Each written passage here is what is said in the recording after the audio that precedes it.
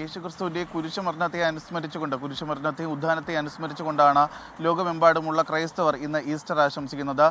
മനുഷ്യകുലത്തിന്റെ പാപങ്ങൾ സ്വയം ഏറ്റെടുത്തുകൊണ്ട് കുരിശിൽ മരണപ്പെട്ട യേശുക്രിസ്തു മൂന്നാം നാൾ ഉയർത്തെഴുന്നേറ്റു എന്ന വിശ്വാസത്തെ അനുസ്മരിച്ചുകൊണ്ടാണ് ഇന്ന് ഈസ്റ്റർ ആശംസിക്കുന്നത്. ഈസ്റ്ററിന്റെ ഭാഗമായി തിരുവനന്തപുരത്തും പ്രധാന ദേവാലയങ്ങളിലെല്ലാം തന്നെ പാതിര കുർബാനകളും അതിനോടനുബന്ധിച്ചുള്ള ശുശ്രൂഷകളും നടന്നു.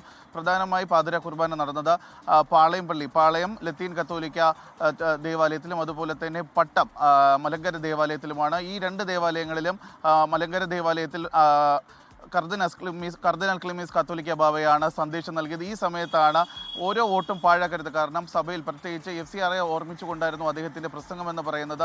ഓരോ വോട്ടും ആരും പാഴാക്കരുത്, വിശ്വാസികളെല്ലാം തന്നെ വോട്ട് ചെയ്യണം, മനസാക്ഷിക്ക് അനുസരിച്ചുള്ള വോട്ട് വിശ്വാസികൾ രേഖപ്പെടുത്തണം. കാരണം പുതിയ നിയമങ്ങൾ വരുന്ന കാര്യം വിശ്വാസികളെല്ലാം അറിഞ്ഞുകാണുമല്ലോ. അതിൽ ക്രൈസ്തവ വിശ്വാസികൾക്ക് ആശങ്കകളുമുണ്ട്. അതുകൊണ്ട് തന്നെ എല്ലാവരും മനസാക്ഷിക്ക് അനുസരിച്ച് വോട്ട് പാഴാക്കാതെ രേഖപ്പെടുത്തണം എന്നുള്ള കാര്യം കൂടി കർദിനാൾ ക്ലിമീസ് കാത്തോലിക്ക ബാവ ഓർമ്മിപ്പിച്ചിരുന്നു. ഇതിന് പിന്നാലെയാണ് തിരുവനന്തപുരം ലത്തീൻ കത്തോലിക്ക ആർച്ച് ബിഷപ്പ് തോമസ് ജെ നെറ്റോയുടെ പ്രസംഗമുണ്ടായിരുന്നു. അദ്ദേഹം ലോക സമാധാനത്തെ കുറിച്ചുള്ള സന്ദേശം ഓർമ്മിച്ചുകൊണ്ടായിരുന്നു അദ്ദേഹത്തിൻ്റെ പ്രസംഗങ്ങൾ നടന്നത്. എന്തായാലും തിരുവനന്തപുരം ജില്ലയിൽ കഴിഞ്ഞ ദിവസം ഈസ്റ്ററിനുമായി ബന്ധപ്പെട്ടുള്ള കുർബാനകളെല്ലാം തന്നെ പാതിര കുർബാനകൾ പൂർത്തിയായിരുന്നു. അതിനുശേഷം ഇന്ന് പുലർച്ചയോടുകൂടിയായിരുന്നു LMS CSIയുടെ ആസ്ഥാനമായിട്ടുള്ള LMS കത്തീഡ്രൽ ചർച്ചിലും ഈസ്റ്റർ കുർബാനകൾ ഉണ്ടായിരുന്നത്.